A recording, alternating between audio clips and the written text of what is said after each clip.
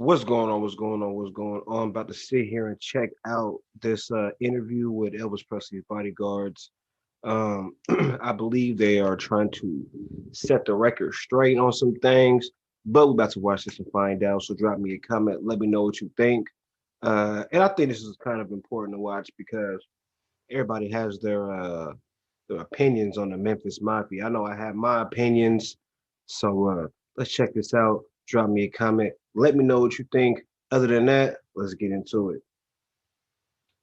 I think he was a victim of himself and the image and the legend. Do you regret having written the book, and what impact do you think his death is going to have on it? I don't have regrets for writing the book. I have a lot of sorrowful feelings about the timing, because what's happening now, the rumors that are going about, is that there are some rumors around trying to portray us as bloodsuckers who wrote this book to capitalize on the death of Elvis Presley. And they never seem to realize that the book was written a year ago, when he was alive. David, at the spur of the moment, many times before, Elvis used to go up and just buy gifts for people, automobiles and everything else. Why did he do that? He loved to give. Did the drugs have anything to do with that? I don't think so. I think it was just the spirit. He wanted to see the person's face when he gave it to him. I mean, it was he was insistent upon that. He liked to see, and he would be with them and share it with them, boy, for that time. And then the next day, he didn't want you to mention it, that, you know, it was gone and past, and that moment was it, and he gave it to you, and he wanted you to just accept it in that sense, that he enjoyed giving it to you, and he didn't want you to carry on about it over a period of time, excuse me. And he loved to give. We went with him one time to a black lady in Memphis that he had read about in the paper that was crippled. And he read about it, just an article in there, no special appeal thing. And he went and bought the most expensive wheelchair, electric wheelchair, and took it over to her and gave her some money and stuff. I mean, this is the way it was. What feedback had you ever gotten from Elvis on the book? Did you get any of that? No. He said he wasn't worried about it. What did he mean, do you think? He just meant that he wasn't. He knew, man, that we loved him. He knew that we weren't going to chop him up or try to axe him or anything. He knew. He knows now that. I'm telling you. What was the purpose of calling this press conference? I'd like you to spell it out. To counteract what we think people have gone around without reading the book, just going out and thinking from hearing from someone, on a certain individual on different shows, about their reaction to the book, and they haven't read the book, and that some of the people that are talking haven't read the book, and we think that I think it deserves a fair thing for us to be able to say our side and how much we did love the guy and how much admiration we had for him. When we wrote this book, it was out of bitterness and hurt to start with. I tell you, when we were given 3 days notice by his father and a week's pay, after 16 years, 20 years, 2.5, 3 years with Dave, we all had families, and he wouldn't talk to us himself. He flew out of town, and he had his father do it. Why did he terminate you? At the time, it was told us by his father that there was a cutback on expenses, which I knew wasn't true. And he called me and he said, so we're going to have to let a few people go. And I said, and I'm one of the people? And he said, yeah. He said, but there's going to be others. And I asked him, well, would you tell me who? And he said, no, I'd rather tell him personally. It turned out to be Dave and Red. And since then, there have been rumors that got back to us that it was because of the lawsuits that were against him. One for me, where I had hit a guy up in Tahoe that was trying to break in a locked exit door and turned out all our utilities, and had drawn back on Elvis's stepbrother. When I got to the hallway, he was drawn back, and I hit him, and that was only his own time. Body chops, and Elvis had never touched him. So that was going nowhere. But it was a hassle. He had to go give his deposition. He had to go up to the hotel there, to Tahoe, and give a deposition. And the man put his hand out to this guy, Ashley, that was hurt when we let go. What about when you wrote the book? Well, if you read the book, I don't think you'll see bitterness. Well, I don't have time to read the book before I write a story. We are the daily paper to think about. I haven't got time to sit down and read the book. I've got to hear what you have to say. Well, that's unfortunate because the problem is that, you know, everything is inexorably tied into the book. And, you know, I can't apologize for your lack of time not being able to read the book. Well, your author, Dunleavy, seems to be prompting he's read the whole book, I assume, since he wrote it. He keeps talking about drugs all the time. Well, he's sensationalism. I mean, he writes for the Star. As you know, it's on the same thing as the Enquirer, the sensationalism type thing. He's writing for the New York Post, too. He's running a series of articles in there. And when we met him, he wasn't like that when we were with him last year. I mean, he was interested. He broke down with us during the interviews when he saw one of us get moved, when we recall an instance of what this man had done. And I couldn't believe that was the same guy up there. I could not believe. Have you tried to talk to him? What would you tell him if you could talk to him right now? Are you upset I would tell him, Steve. Well, I can't say what I'd tell him. No, it would be curse words. I mean, I would call him a name, and I said, "What are you doing, man? Who are you? You were someone we told a story to, and you're going up there and blasting into him like that and saying the whole thing's about drugs. It's not. There's love and admiration in there. Is the book a misrepresentation? Not at all. It's fact. It is true. Well, where is the sensationalism, then? The drugs thing that he keeps trying to bring up as the main thing, and it's not. The drug things are mentioned in there minutely. If you read it, you'll see. But he went up there and could watch this man being embalmed, that was alive and well that day or something before, and I couldn't do that. But he was fat. It wasn't a thing of where he was an org type of killing and things with their hands. He was into all of these things. It wasn't just with death. He was curious about everything in life. He really was. It wasn't a morbid thing. Why are you here? We have been told by We live here. someone that his father doesn't want us there. And do you think Dunleavy's a phony now after all this? I think that what I That's saw your today words. was phony from the guy that I met a year ago. Yes, I do. I think he's a phony. Dave, you seem to be implying before that you were writing the book in part to try and get Elvis to change his ways. Is that right?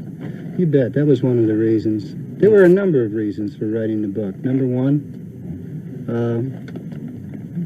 we felt that the manner in which we were discharged wasn't right. I mean, any employer has the inalienable right to fire any employee. No question about that at all.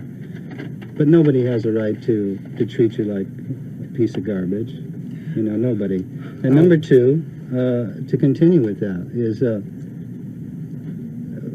again, you know, to reiterate what we said earlier a couple of times, we wanted to point out to him, you know, what he was doing not only to himself but to the people around him, and we didn't want him to be what he was. We wanted him to be what we knew he could be and had been, you know, again. And thirdly, we wanted to, my God, we had families, you know, and we're sitting out in the streets, and what are we going to do? Be 40-year-old stuntmen? Or I wanted to add one thing to that. See, that's what I mean. A certain individual took the quote thing from me in the front page about maybe it will do some good. He didn't know what it means. He says, what does it mean it'll do some good? If he had read the book, he would have found in there that we were trying to present him with a challenge. Because if he looked back and saw all these things roll in front of him and know that they were true, I don't know how he might have dismissed them in his mind as the years went by. Well, it wasn't like... But when he saw it the way that it happened, like anyone else, when you read something about your former life or anything that you've done years ago, the reality of it is in front of you. It's not something you can... You know how it was. And that's what I meant when I said maybe it will do some good for him, for the drug culture, for people to realize no one is out of reach of drugs, man. Here is a man that had it in the palm of his hand and started off with it that way, and the drugs took it away from him. Have you Okay, had, that's have it. you, I'm wait a minute, sorry. now we had to wait, so you know, this is a two-way situation. being a contributory factor. What's your response to that? Absolute nonsense. You know, how could it possibly have, you know, as a matter of fact, he even stated himself that, you know, he wasn't concerned about the book. And according to people, and you've seen it on the newscast, he's been for the last week, been very happy and looking forward to this upcoming tour. Sonny, did his depression ever lead him to be suicidal at all? No, he No, that would was never. too strong a person. No, No, never happen. never. you think that his death will affect? Thank you very much. Thank you. Do you know how much the book is sold? How many copies it sold? We have no idea. It just was released. We have no idea, and we don't really care.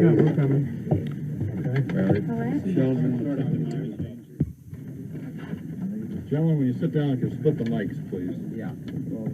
And kind of speak up. Thank you.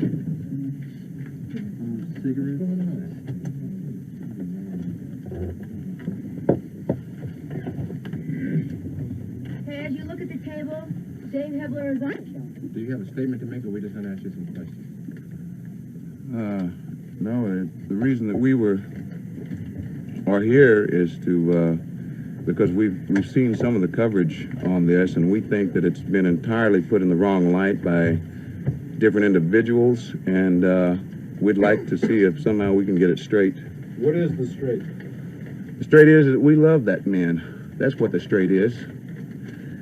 And I'm telling you, no one could have been more shook up by that man dying than me. And I mean that from the bottom of my heart. And we wrote this, we started in this a year ago. Speak up, please. We started in this a year ago. And there's been nothing added, anything different than what it was already, the book was already completed. And we didn't expect anything like him to do this, because otherwise it would have gone on, and whether he put a lawsuit against us or whatever he would have done. But if you love the man, why do you drag all of this information out and make it public? Have you read the book? I have not. Okay. Wait till you read it. I'm reading the synopsis. Right. Well, read the book, please. I mean, you don't have to buy it. Just read it from someone, or hear someone that's read it, and find out that it's not the drug thing that's in there that so sticks out. It's the things that we did crazy, the good times, the things we had, and how we felt that the drug things changed him into the person that he became. That's all, his health and everything. But we did not specify that the drugs were the whole thing throughout. I understand that. Why do you want to tell that part, that side of Elvis? Well, ever since I've known Elvis, this man has needed a challenge, and he's met it. He did it in 1973 when he is overweight. He was going to do a satellite show going into 25 countries, 1 billion people. People had never seen him perform before, and he knew it, and he went on a diet. He got down to about 165 pounds, the best I'd seen him look in several years, and he put on a dynamite show. And then he went right back to what he was doing before. He just didn't care. I don't know if he was getting bored. He loved performing, but the time in between, all the time that he wasn't on that stage for that hour, I guess the man was just bored, and he was trying to find different things to do. He would get toys or things, grown-up things like three-wheelers, and ride them around Memphis just for an hour or so, just to get out. I mean, the man was limited. He could be in the middle of the crowd, and he could be lonely. He was one of the loneliest men I've ever seen in my life. And we tried to be with him and protect him and keep him happy as the best we could. I swear to God we did, man. Sonny, you said you didn't understand why he did what he did. What do you mean by that? On what part? You were saying, I just don't understand why he did it. I don't know what you meant by that. Did what? Why he did the drugs? Yeah. Yeah. I guess because he was bored. He was bored, and unless he was on stage, the man didn't have anything to do. What drugs are we talking about? Was he hooked? We're talking about uppers and downers. We're talking about sleeping pills. We're talking about things like Demerol. Yes. You actually saw him take Yes. Yes. Was he a constant user of drugs? Is what you're talking about? He would get on and off of them. I mean, it was, he would get on them, I guess, like I said, out of the boredom, and then he would, when he knew he had something to do and he had to be straight, he would go ahead and clear himself out of them for a while and just take the sleeping pills to go to sleep and not get totally out of it. Like after an engagement in Vegas, the first couple of days he would stay there, boy. After not being able to do anything except take sleeping pills and his uppers and things, he would just, for the first 2 days, just get totally wiped out on Demerol and things and just sit there and not even be able to open his eyes. Just Sonny, over a period of how many years was he involved in taking drugs? Well, he told us that a sergeant started him on benzodrine or dexedrine or something in the Army when he was on maneuvers out in the snow and everything. The sergeant said he didn't want the guys falling asleep, getting frostbit or frozen to death. He gave them, and this wasn't Army policy, it was just this sergeant had got them. And Elvis started using them then. When he came back, and I started for him in 1960, he was working out in karate. He had started, you know, learning this art over there, and he was very enthused, and I started working out with him, and he was showing me, using me as what you call a dummy, where I would throw the punch, and he would show the counteracting moves. And we started coming out here on the movies, and we started taking the diet pills with him because he was, at the time, it was just diet pills, and then he would take sleeping pills to counteract and go to sleep, and we did the same thing.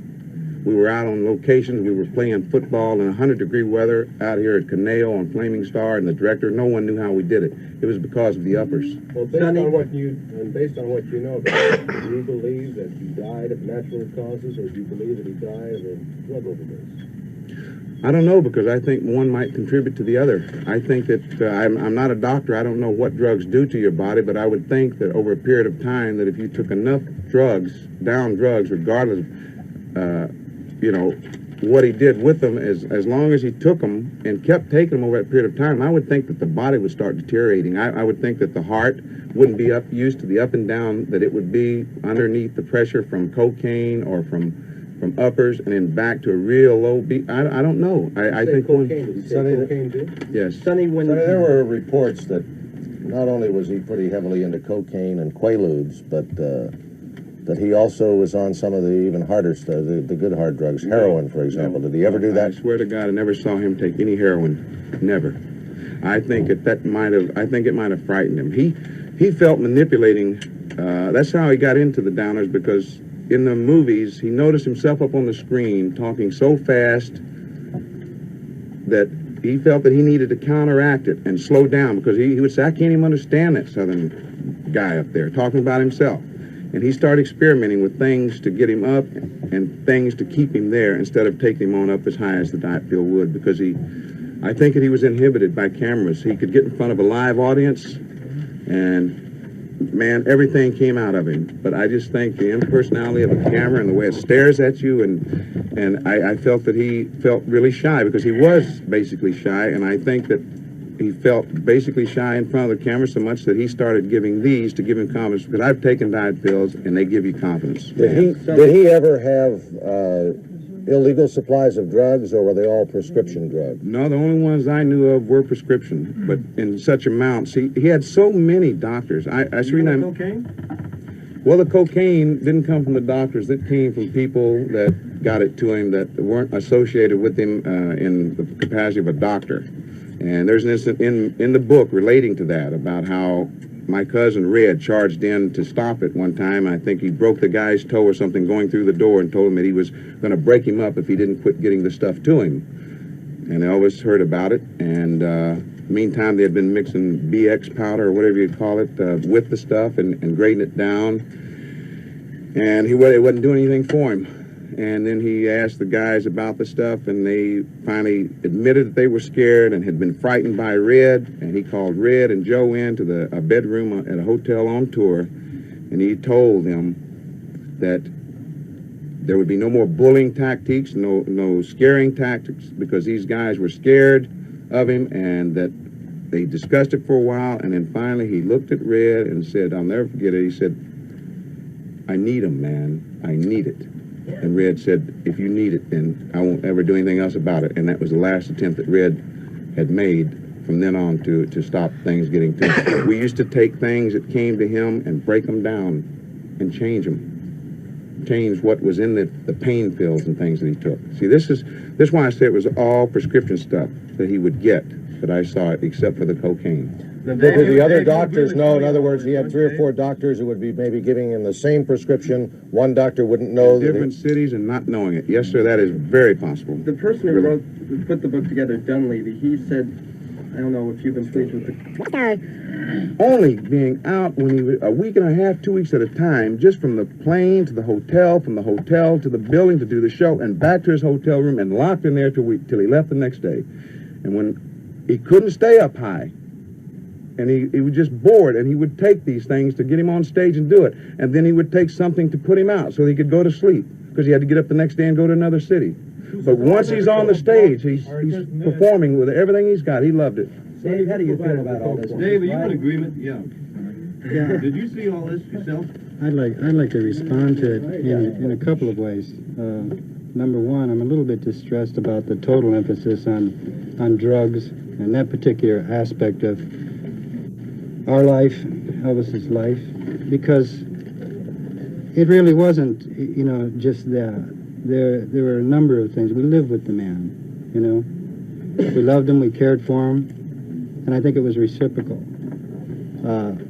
The book very clearly, I think, demonstrates that we had nothing but total respect for the man. We wanted more than anything else to see him as he was in his prime, on the stage, just knocking him dead, you know?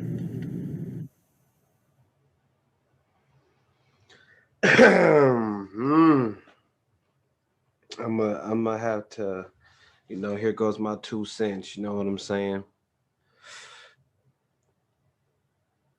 It was like looking at 2 snakes, you know what I mean? The only way that I could have vibed with what they were saying is if that book came out while they were still working with Elvis, you know what I'm saying? And then you heard it out this man's mouth himself. He said, at first it was bitterness, you know what I mean? At first, so you was hurt. So, you know, 1 minute it was bitterness, and then it was straight out of love. Maybe it'll do some good, you know, because we wanted Elvis to be back to this, or we want him to do that. We know he can be here. But I think that's where they failed at. They forgot that Elvis was grown. They forgot that you should go be what you want to be. Just because shit ain't the same and you still riding the Elvis wave, you can't make Elvis be something that he's not desired to be, don't want to be. It's a grown ass man. And I believe that they should have left that cocaine shit out the mix. Number one, that's an illegal activity. If you want to sit here and talk about the prescription drugs and whatnot, that's cool. Not really. But leave the illegal shit out.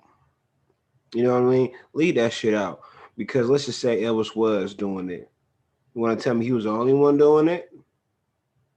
I'm pretty sure y'all was fucking around with it too, if that's how y'all want to put the shit. But snakes though, you know, you can't want to help somebody or got real love for somebody when you sit there. If you writing a book and the only thing you put in there is the good times, we was playing football, we was on the set of these movies, the shows here, and here, that's cool. As soon as you start throwing negative shit on there about drugs and whatnot, and the love life and all this shit, you officially took yourself out the friend zone. You officially took yourself out the friend zone. And that's just how I see it. I can't see it no other way, nor do I want to see it no other way.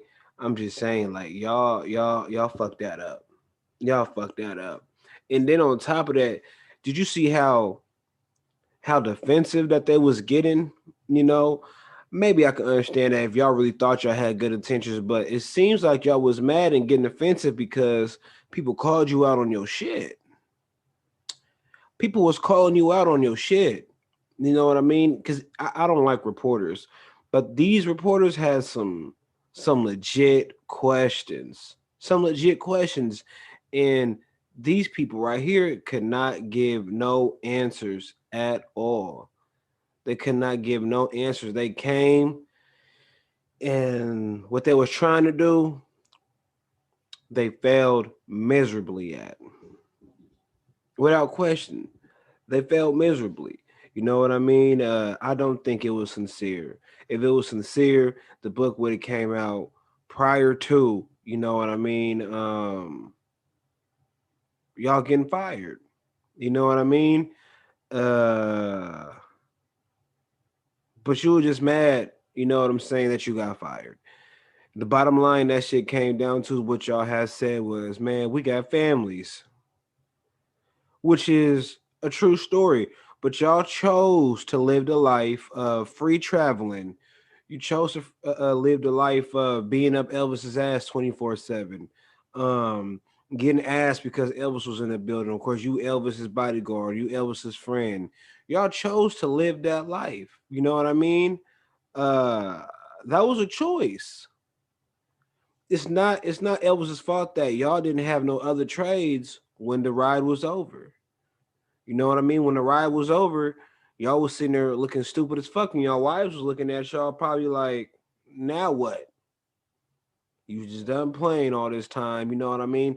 It's like the Elvis situation reminds me of like somebody who was like in college and got all these degrees and all this shit, and they go out every weekend, they buy the shirts they want, they go to the fancy restaurants and all that shit, and you were just being his friend. You don't have no education, you don't have no degrees, you don't have anything, but your man has all of that stuff, you know what I'm saying? So you sit here and you enjoy doing this, you enjoy doing that. But as soon as he goes to a new job, or as soon as he's done having fun every weekend and he goes to all these restaurants and traveling, you get stuck. You get lost. You know what I'm saying? You get lost in the sauce. You forgot your own identity. And to be honest with you, if he was working with this man since the 60s, it's kind of safe to say that you never even had no identity. This man was your identity. You know what I mean? And that's a clear case because for years, even after this interview right here, we done seen documentary after documentary and interview after interview of y'all living your life still off of this man.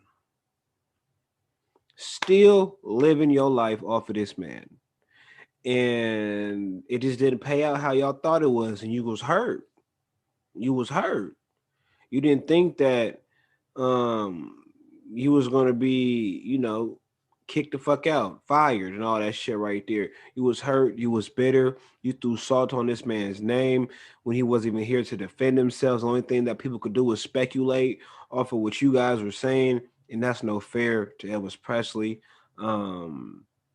So I don't see no admiration. I don't see no love. I believe y'all did love Elvis, but I think y'all loved more of what Elvis can do for you.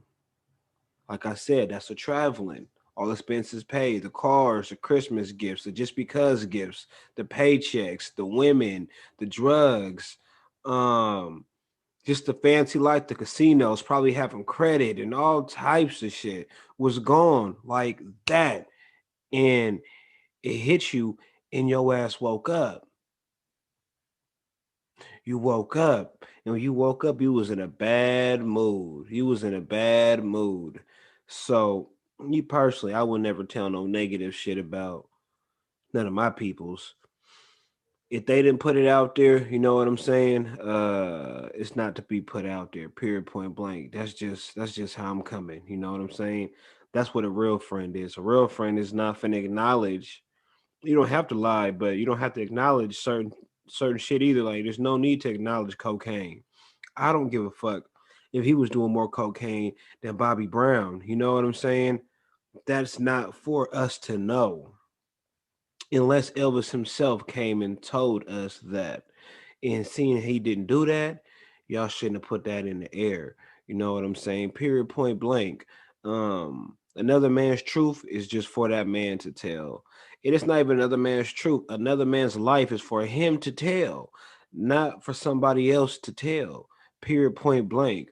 But drop me a comment most definitely. Let me know what you think about this interview right here. Do you think that these fellows were sincere? You think they really had real love for him all the way up until the end? Yeah, how was your whole thought process on watching this interview? Drop me a comment and let me know.